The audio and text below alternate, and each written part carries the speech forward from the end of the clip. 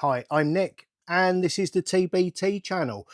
Welcome to today's video. Now today's video, this is Monday. This is Monday of a special week. This is pellet week. Hooray! I know you're really excited, right? Pellet week is kind of like shark week, but without the necessity to get in the water and get all bitey with fish. We don't have to do that, but we are going to look at pellets. I've done a lot of videos on guns, and I get a lot of phone calls about guns, which is why predominantly I make these videos, is because people ask me questions and I love answering the questions. So when people ring me with a specific question, I can direct them to a video and say, look, I can go through it all again, but I've probably covered it in this, and that's great. So this week we're going to be looking at the commonly asked questions about pellets. And we're going straight in today, straight in at the deep end. Caliber. Now, this, which is the best caliber? And do you know what? There is actually a real answer. That's going to be probably the surprise of this video, if you make it that far. There is actually a real definitive answer to that question, scientifically. But I'm 54 years old, and since I was about 12 years old, this has been going on. This caliber debate has been going on within my friends group. The wonderful thing about social media in the internet is we can now argue with many more people in different countries around the world, and that is awesome. But I've met many of you have met me, we've spoken, we've probably sat around campfires drinking beer and wine and chatting into the wee small hours of the morning. And usually when I'm asked about caliber, the stock answer always has been 177's great, but I just don't like the taste of cock. And that is it. So if we've learned nothing else in recent times, we've learned that bigotry, stupidity and ignorance is no way to run a country. So we're going to leave all that behind and we're going to concentrate on actual facts. We're going to look at the different calibers, what they've got going for them, they've got going against them, and which you should be using. So I have here in front of me, I use all of the main hunting calibers. I've got here some in 2.0, 2.2 and 2.5. Now 2.0 flies flatter, obviously it's got a flatter trajectory, and 2.5 hits harder at the other end. So many people call 2.2 the compromise caliber because it's somewhere in between. I'm joking. 177. For a start, let's get it out there. 177 is a hunting caliber. The only reason I haven't got them in front of me here is I can't find any. I'm bound to have some somewhere, but I just can't for the life of me find any 177s. So I just got these three out.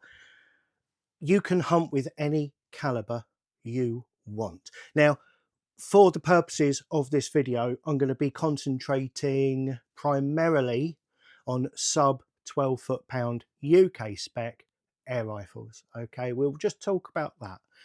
And I am aware that there are more calibers than this. I'm aware that you can get bigger than 25 cal. But people who use those are just attention seeking, so we're going to gloss over it and pretend they don't exist for the purposes of this video. So 177 and 2.2.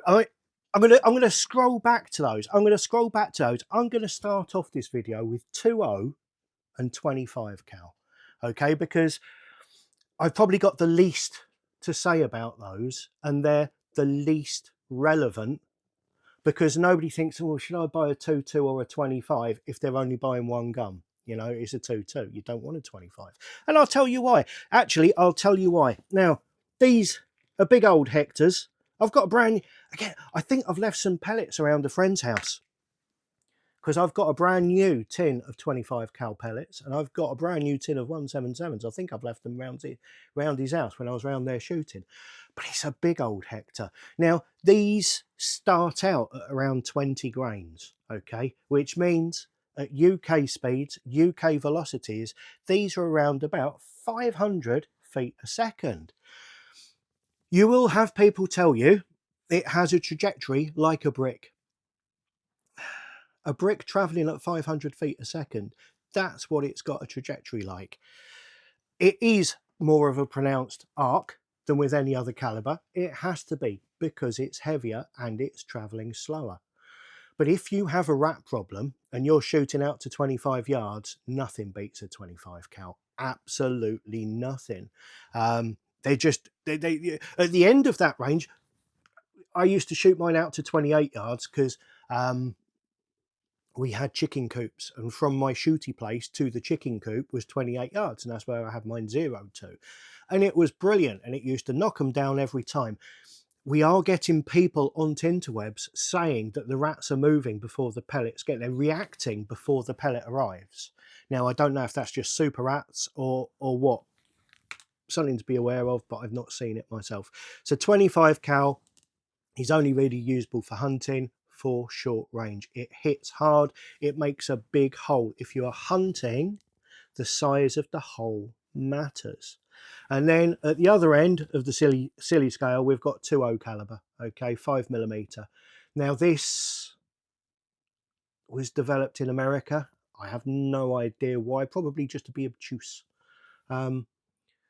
It's kind of, this is the one that people call the compromise caliber, okay. It's between 177 and 2.2. It hits harder than 177, flies flatter than the 2.2. There are guns that use them. I've got two HW99 special edition HW99s that we did a run of tuned ones with custom stocks. They were all in 2.0 caliber. It's a nice caliber, but we're going to discount 2.0 and 2.5 straight away, okay. And the reason for that is the guns are invariably more expensive to buy. That's a fact. They're more difficult to find, and there are less pellets available in those calibers. So for those reasons, we're going to knock them out, and it's just down now between 177 and 2.2. So which is best, 177 or 2.2? If you shoot targets, 177, without a doubt, absolutely without a doubt. If you're shooting paper targets, many disciplines insist it's 177. It has to be 177. If you're doing HFT or FT, yeah, field target, 177 flies flatter than a 2.2. Not by much, not by as much as people would have you believe, but they do fly flatter. So if you do not know the range that you are shooting to, then 177 will allow you to make more mistakes with distance than a 2.2 will. Okay, now excuse my croaky throat. I've had COVID for the last, we've both had COVID for the last week. I'm getting over it now. It's not contagious. You don't have to get back from your screens. It's not contagious, but I'm still a little bit throaty, chesty. So I expect that's coming over. I've also moved my microphone because people are saying it's too quiet. I normally put my microphone over there. It sounds okay on my TV, but a lot of people are saying it's quiet, so I've got it closer to me now. So if you can hear me wheezing and huffing and puffing and heavy breathing, I'm sorry about that. That's why I normally put it over there. So if I start coughing and spluttering through this, you'll know why. So 177, if you are only shooting targets, 177 is the choice for you. And then if you are hunting, now this is where it gets tricky. This is where everybody starts to get a bit teasy about it. With a sub 12 foot-pound air rifle, the fact of the matter is you get no hydraulic shock. That doesn't happen till 1800 feet a second. Sub 12 air rifles will not get that. You don't get any expansion worth a damn. You really don't. The only thing that matters, and there are two of them, this is where it gets complicated. There are two of them, two vital things with air rifle hunting at UK limits. The first thing is pellet placement, okay? You need to hit a vital organ. You have to hit the heart or preferably the brain, okay? Heart shots, We used to do it in the 80s, rabbits and stuff like that. Body shots with rats is still okay. The Texas bum shot with pigeons, fine. But with rabbits, you're really looking for a headshot. So placement is key. And the second vital thing is the wound channel, okay? And a 2-2 pellet, simply put, it makes a bigger hole through your target. And if it's a live target, that means you will do more damage and you will stand more chance of a clean kill. But if you didn't get the shot placement right in the first place, it doesn't really matter. So 177 is going to be better for shot placement because it's more forgiving of bad technique and if you can't get close enough, bad fieldcraft, for example. When we were kids, if we saw a rabbit, we'd spend half an hour crawling through a muddy ditch full of stinging nettles and brambles to get within 25 yards of our rabbit. Nowadays, people want to sit 70 yards away and headshot it with a PCP. Completely different kettle of worms. So product placement, shot placement is vital. But when it gets there, it has to do enough damage to actually make sure that it's a clean kill. Now that takes us back to 2.0 caliber, doesn't it? But no, we'll persevere with the 177 and 2.2. Other differences between 177 and 2.2. 2.2 is more efficient, okay? It just is. That's physics for you. A 177 gun requires more spring in a Springer or more air in a PCP to produce the same foot-pound energy power as a 2.2. If you don't believe me, and a lot of people don't, get a couple of drinking straws. Get a big old chonky McDonald's type one and get a little old one with a tiny hole in it. Take a deep breath and blow all the air out as fast as you can between the two. You'll find that you can get rid of all the air much faster through the wider straw. That's how it works. That's why a 2.2 PCP will give you more shots per charge in a PCP. And in a Springer, a 2.2 needs less spring to achieve the same power as a 177. So two guns running at 11 foot-pounds, identical gun, two different calibers. For 11 foot-pounds, the 2.2 spring can be shorter than the 177. That's just physics. So shot count, I don't think really matters. This is the thing. I don't think shot count matters in a hunting rifle. Lots of today's PCPs have got a bottle on the front of them, okay, which means they're ugly, but they get an excessive amount of shots. Now, I don't know how many rabbits you're carrying home, but I struggled with any more than 6 when I was walking around the permissions. And for me, a day out hunting, if I used to call it armed trespassing, walking around with my air rifle. It wasn't really hunting, it was just rambling with a gun. But I'd fire maybe half a dozen or 10 shots. So a lower shot count, in my mind, doesn't matter. So if you're hunting using a PCP, then you're going to get more advantage from your lack of recoil, giving you extra range, than you'll get disadvantage from having a lower shot count. But flip that over to the other side and say you're hunting with a Springer. And I know lots of you are going, oh, no, you don't hunt with a Springer. We do. We really do. There's nothing wrong with hunting with a Springer because it's what we always did. And if you're of a certain age, I've said it before, 64% of you are older than me, so we are of a certain age, when we just used to pick up our spring-powered air rifle, pocket full of pellets, and that was us done for the day. We would rely on fieldcraft to get within range of our target, and rather than being able to shoot at a long range, which brings us back to hunting with a Springer.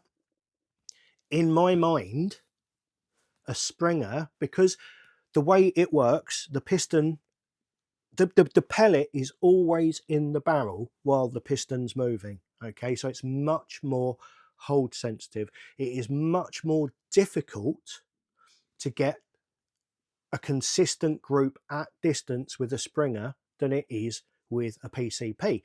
The spring is just as accurate, the barrel is just as good, but because all the recoil's happening while the pellet's in the barrel, your hold, your technique is vital.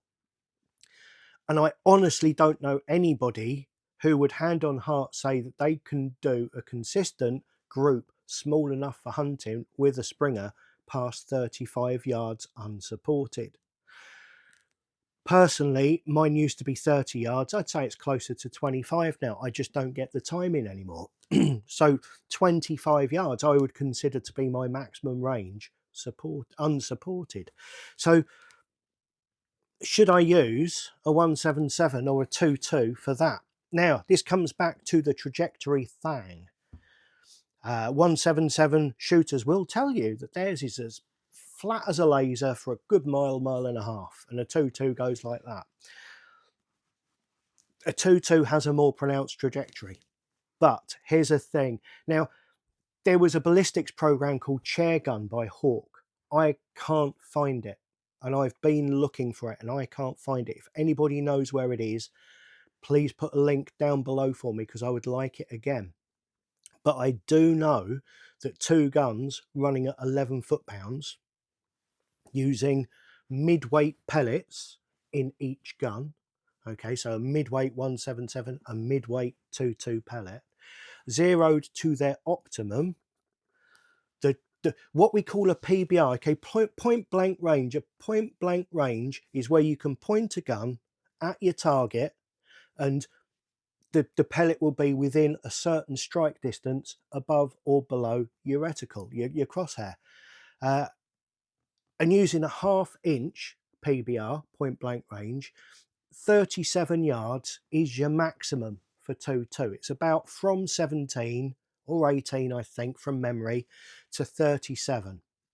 So that means out until 37 yards, you can just pretty much between 18 and 37 yards point and shoot. It's going to be within 1/2 inch of your target.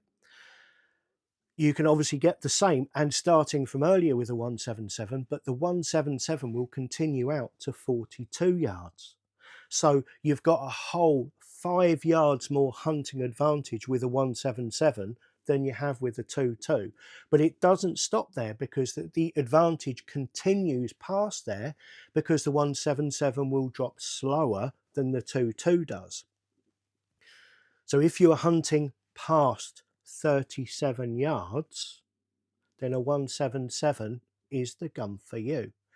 And that comes back to, in my opinion, if you are hunting beyond 37 yards, you should be using a PCP, not a spring rifle. So below 37 yards, in fact below 35 yards, which is where I believe the spring rifle sits for hunting. I know some of you will say, oh, I shoot much further than that. And you know what?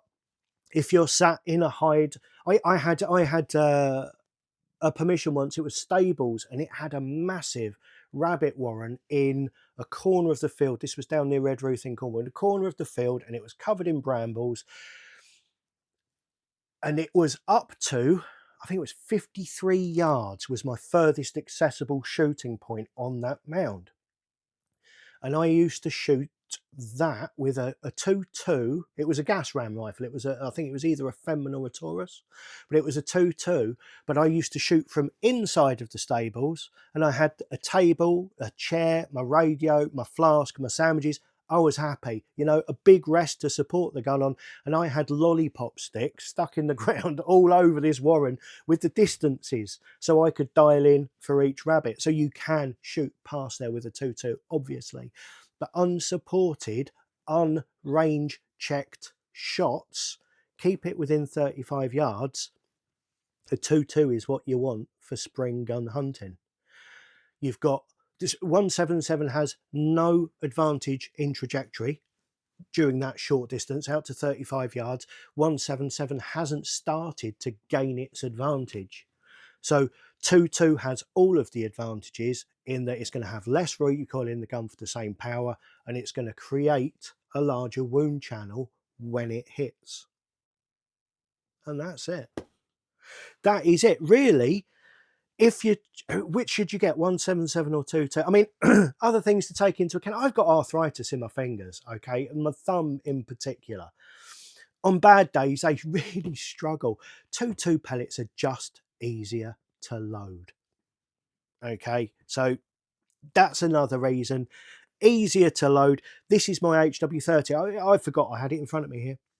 I bought this gun and I bought it with both barrels, a 177 and a 22, because we developed our new F1 kit for the 30 and I wanted to test the power in 177 and 22. And the same kit with the same spring produces 1 foot-pound more in 22 than it does in 177. And this is a low-powered gun. This is running at around just under 9 foot-pounds currently in 22, and it does about 8 foot-pounds in 177. But in my front garden, I've got my ducks, my resettable duck target, set at 42 meters away. And that's where I've got the 0 to. And I can hit them consistently every time with this rifle. So the idea that one is more accurate than the other is wrong. They have different trajectories. And if you're shooting a PCP beyond 37 yards for hunting, you are better off with a 177. If you are target shooting, you're better off with a 177. If you are hunting with a Springer and or under 35 yards, you're better off with a 22. And that's it. That really is it. I believe that is a definitive answer to that question. Now, I expect 30 seconds into this video, the floodgates opened and I'm going to get thousands of comments telling me how I'm wrong. And that's great because I love to find out how I'm wrong. Oh, and if anybody wants to say, oh, but you just use a 177 with a heavy pellet, duh, you're then going to get a trajectory like a 22, but a small wound channel. That just doesn't work. Anyway, like, subscribe, hit notifications, tell me how I'm wrong. I want to know how many different ways I've been wrong on this one. But stay tuned this week because we're going to be doing pellet choice and pellet preparation, which are both going to be exciting.